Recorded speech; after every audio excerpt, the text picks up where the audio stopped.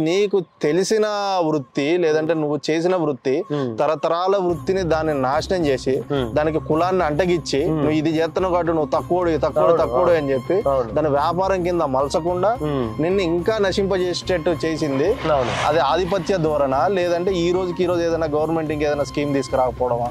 అంటే government schemes తీసుకురావచ్చు, కానీ ఒకవేళ కనుక ఆధిపత్య ధోరణి వల్ల ఈ చెప్పులు కుట్టేటోళ్ళను వీళ్ళే బిజినెస్ మ్యాగ్నెట్స్లే పట్టుకొని ఈ మగ్గం వేసేటోళ్ళను వాళ్ళకు పవర్లు ఊసిపెట్టేసి బిజినెస్ వాళ్ళే మార్వాడీస్ కావచ్చు, ఇంకా సమ్మెక్స్ ఎవరైనా కావచ్చు బిజినెస్ చేసేటోళ్ళు వీళ్ళందరిని పెట్టుకొని అంటే టోటల్ అందరు చేసే చేతి వృత్తులను అన్ని నాశనం చేసిన తర్వాతనే ఈ స్కీమ్స్ వచ్చినాయి. ఈ స్కీమ్స్ వీళ్ళందరినీ కొంచెం ఎలివేట్ చేయడానికో ఇవన్నీ బిజినెస్ చేయాలని మేము ఎంకరేజ్ చేస్తున్నట్టు వచ్చిన స్కీమ్సే తప్ప వాళ్ళని ఇప్పుడు మా నాన్న చెప్పులు కొట్టిండు అనుకో, మా నాన్న షాప్ పెట్టుకుంటే నాకు అసలు వీళ్ళు స్కీమ్ ఇవ్వాల్సిన పనే ఉంటది.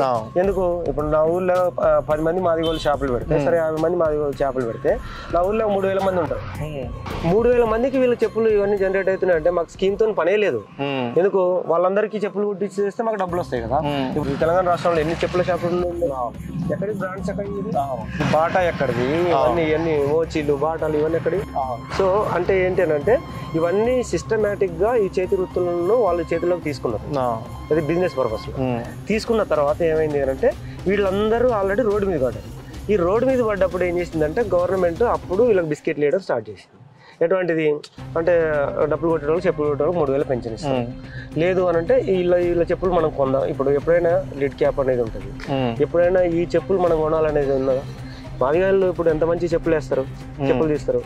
అట్లాంటిది తీసుకుపోయి నువ్వు బ్రాండెడ్ చేసి దాన్ని తోలు ఇవన్నీ వీటిని హ్యాండ్ బ్యాగ్స్ అని ఇవన్నీ చేస్తా ఉన్నావు.